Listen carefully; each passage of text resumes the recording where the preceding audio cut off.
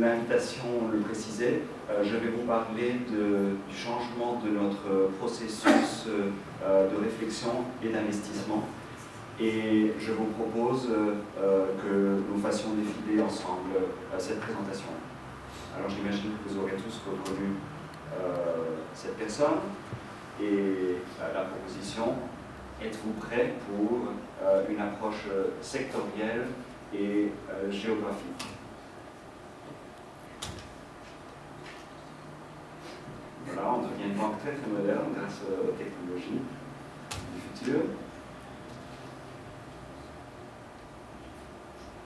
Alors l'approche sectorielle est complétée de l'approche géographique. C'est une étape de plus dans le processus et la méthodologie d'asset allocation du groupe UBP. Il y a l'approche classique. Ah, là je fais un petit peu.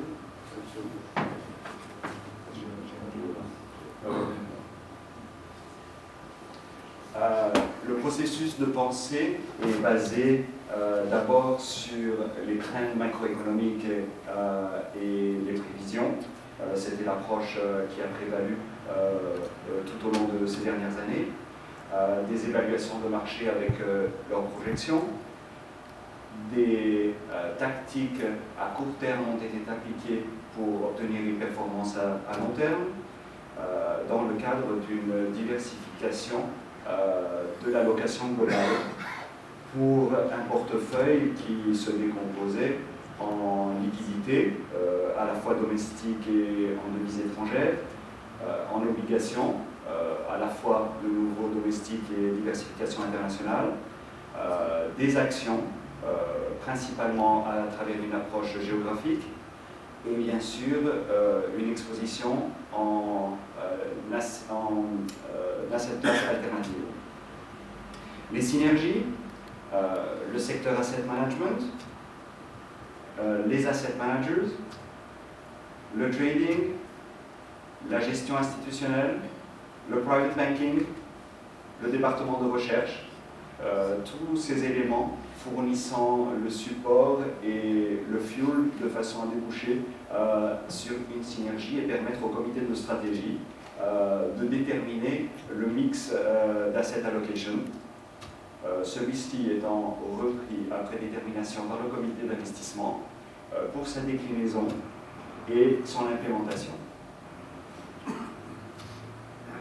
L'évolution se fait, vous avez le risque avec le return, dans les secteurs principalement technologie, communication, biotechnologie, pharmaceutique, et puis vous avez le complément avec l'approche géographique qui, de façon tactique, vient compléter cette approche sectorielle.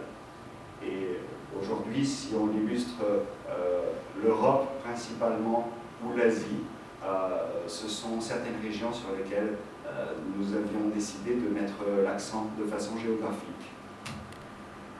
La vue globale, les 10 dernières années ont été caractérisées par la chute du mur de Berlin, la fin de la guerre froide et la coopération sur le commerce extérieur, également par une coopération accrue des banques centrales qui ont permis une globalisation à l'intérieur d'un cycle de taux d'intérêt favorable, lui-même entraîné par une inflation faible ou pratiquement inexistante.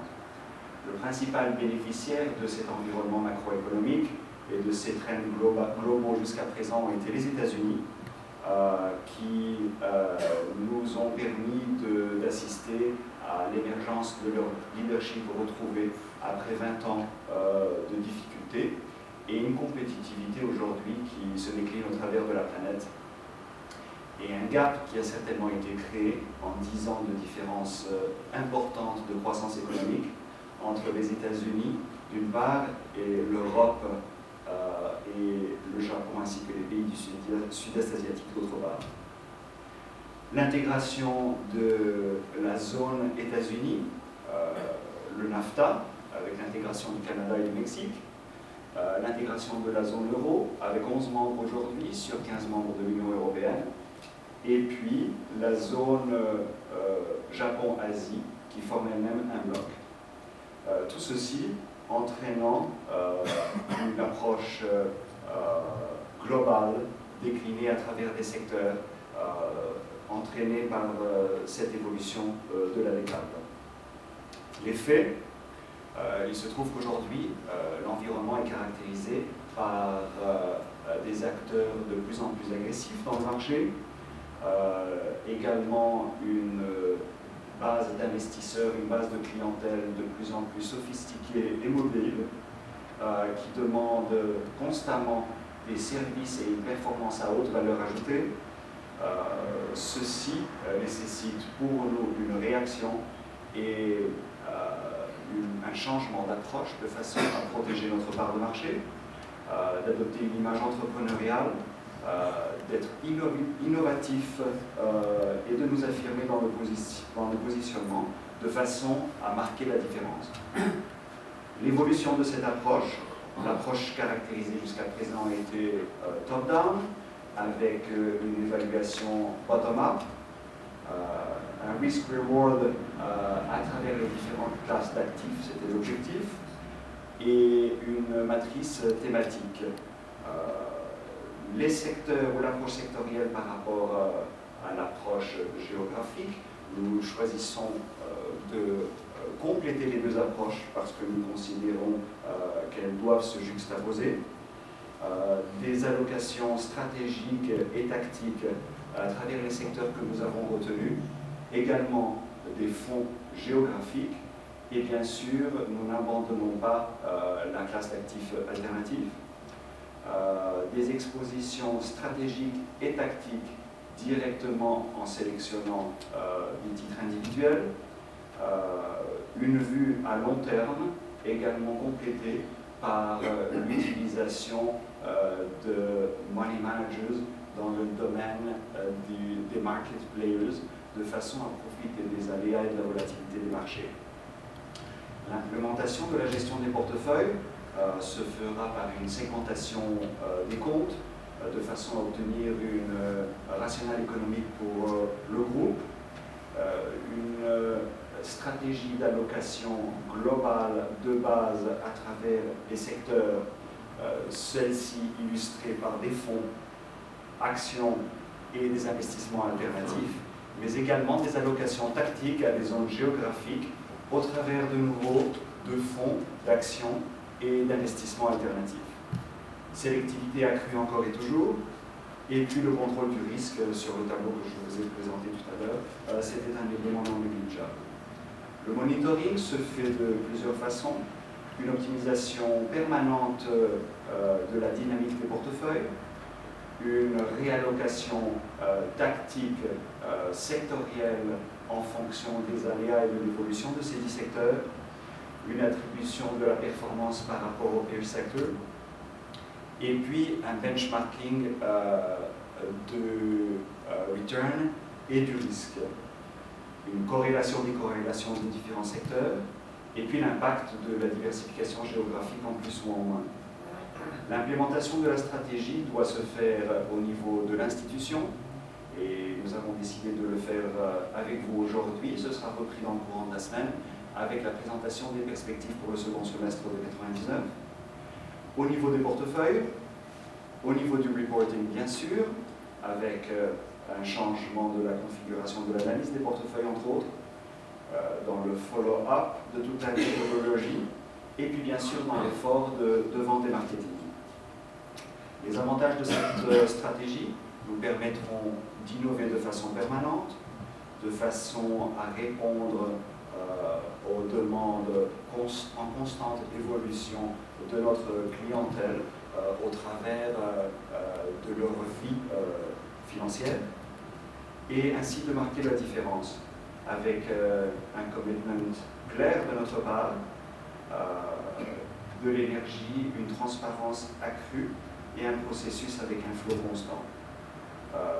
Nos produits, services et performances devront être à l'image de cette stratégie de façon à répondre aux attentes de notre base de clientèle. Le positionnement, Cette évolution devrait permettre à l'institution d'entrer dans le 3e millénaire avec une approche innovative et dynamique dans cette nouvelle approche d'asset allocation, de différencier ce style d'investissement par rapport à nos compétiteurs, dans ce sens que nous avons retenu l'approche sectorielle par rapport à l'approche géographique en complémentarité et non en exclusivité, de façon à augmenter notre part de marché et notre compétitivité dans le marché. Et puis également d'augmenter notre part de revenus en continuant à gérer des actifs de la clientèle, principalement privée et institutionnelle, puisque nous avons commencé à développer celle-ci depuis 3 ans. Et bien sûr, ce qui a caractérisé le groupe UBP, la flexibilité de changer cette dynamique de façon permanente à des coûts moindres, la tarification sera revue et certainement l'utilisation accrue de produits avec une tarification plus favorable au switch de ceux-ci devrait nous permettre d'accomplir cet objectif. En conclusion, l'approche sectorielle et géographique nous donne les éléments de base pour accroître notre métier et notre business, d'acquérir de nouveaux clients qui cherchent constamment à acquérir de nouveaux produits, des produits à haute valeur ajoutée et des services à haute valeur ajoutée également, d'entraîner nos clients à travailler plus avec nous, d'acheter plus de produits, plus de nos idées, et ceci plus souvent, et également, en conclusion, de dépenser plus de façon à gagner en volume ce que nous allons perdre en baisse de commission. Voilà, je vous remercie. Avant de céder la parole à Marc, qui va nous exposer la déclinaison du processus, je reviendrai pour les questions. Je voudrais ici remercier mes collègues du secteur Asset Management qui ont contribué par leur travail actif à tout ce processus de réflexion et de changement de stratégie que nous avons déjà commencé à implémenter pour un certain nombre de clients institutionnels, et également Daniel Penser pour la conception de cette présentation.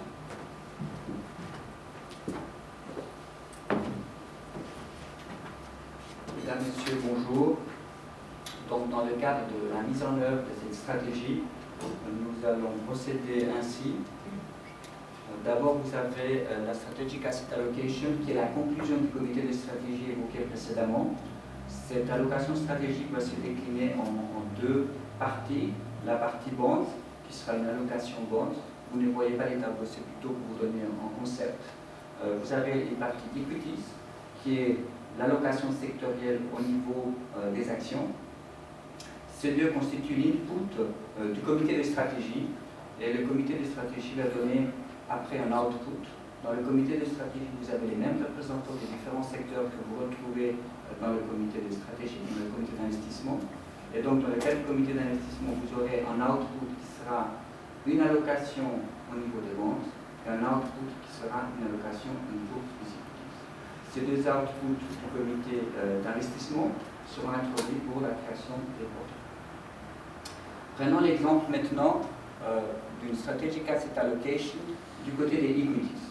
Donc, le comité de stratégie nous donne une allocation sectorielle. La décision hier du comité de stratégie était une allocation sectorielle, vous voyez sur le tableau, de télécom de 5% de la partie action, de 20% pour la technologie, de 25% pour les financières, 10% pour la consommation, 20% pour la pharmacie, 5% pour les ressources naturelles, industrielles et autres, et 15% pour une allocation pays. Il faut dire que cette allocation sectorielle pourrait être implémentée dans les portefeuilles. Vous allez introduire plusieurs produits au courant de l'année. Essentiellement, d'ici la fin de l'année, nous espérons pouvoir vous offrir une gamme UBAM et une gamme au niveau des invests qui vous permettra d'implémenter cette stratégie. Par ailleurs, il faut signaler que nous avons fixé environ autour de 1 million d'euros comme étant la barre au-dessus de laquelle nous aurons essentiellement non seulement des produits, mais aussi des titres individuels en ligne individuelle, et ces titres individuels représentant environ un tiers de l'exposition action. Donc, une fois qu'on a reçu cette matrice décisionnelle du comité de stratégie, l'implémentation se fait ainsi. Donc, vous avez d'abord les différents secteurs, Vous avez l'allocation maintenant pour 50% d'actions, puisque nous avons deux inputs, en l'allocation action dans le portefeuille de l'allocation sectorielle.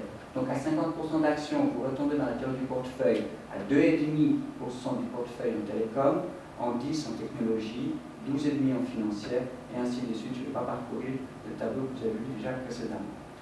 Cette allocation sectorielle se décline ainsi. Je vais la décrire pour les personnes qui sont assises en fond de salle. Donc vous aurez les fonds, donc les fonds directionnels, vous avez les produits alternatifs et les actions. Les fonds, les produits alternatifs et les actions sont des moyens pour implémenter cette stratégie.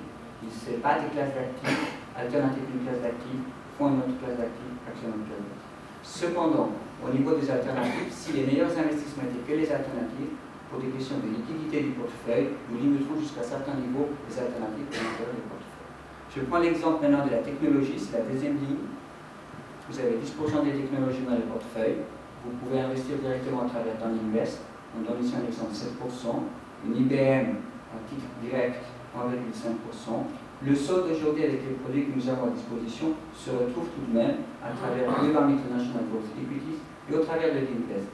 Donc à travers les produits déjà actuels, nous pouvons commencer à implémenter cette stratégie qui sera progressivement évolutive au fur et à mesure des mois qui viennent. Deuxième exemple de financière, 12,5% du portefeuille. Vous pouvez avoir Bank Financials, qui représente certes une partie plutôt européenne, qui est complétée par quelques titres qui se trouvent encore dans Bank International Growth. Vous avez encore dans l'Invest des titres financiers qui sont détenus par le Money Manager. Et vous avez Citigroup et UBS qui peuvent compléter l'exposition dans les titres financiers. Je vous remercie et je reste maintenant à disposition pour vos questions.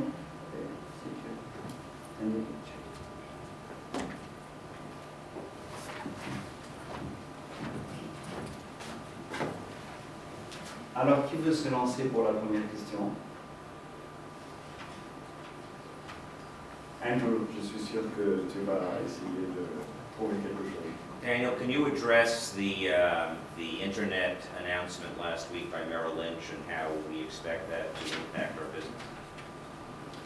Certainement, aujourd'hui, dans notre processus et notre nouvelle méthodologie, étant donné que notre site internet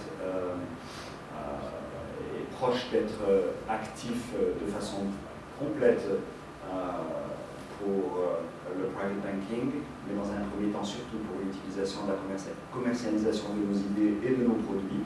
Je pense que c'est un pas pour rejoindre la concurrence. Il est certain que par rapport à des grandes maisons telles que Merrill Lynch, nous avons pris du retard, mais ce retard sera comblé et nous espérons que d'ici peu de temps, nous allons pouvoir utiliser cette façon qui devrait nous permettre d'être systématiquement plus présents dans les différents marchés au moyen des méthodes technologiques modernes.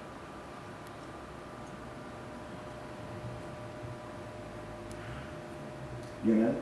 C'est un environnement où la plupart de nos concurrents se comparent avec un index comme le Morgan Stanley World Index qui est géographique.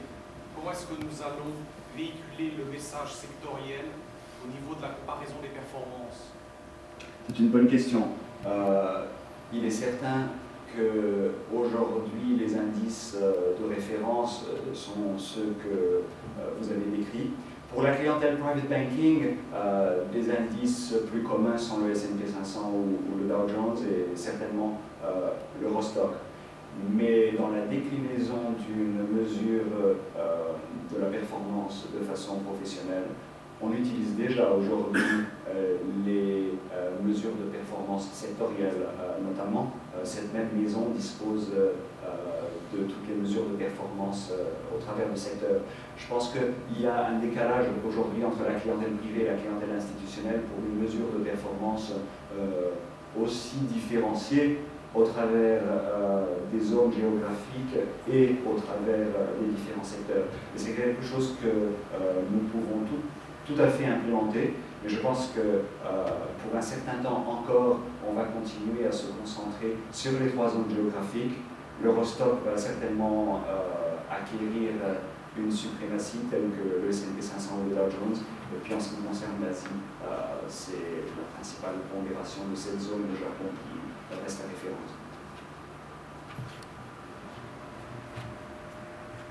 D'autres questions? Est-ce qu'on est plus ouvert vers les performance fees à moyen terme ou est-ce que les performance fees c'est quelque chose qu'on va quand même limiter? On est tout à fait ouvert aux performance fees. Pour l'instant, principalement caractérisé dans deux domaines, les fonds, et c'est appliqué à l'intérieur du groupe, et la clientèle institutionnelle.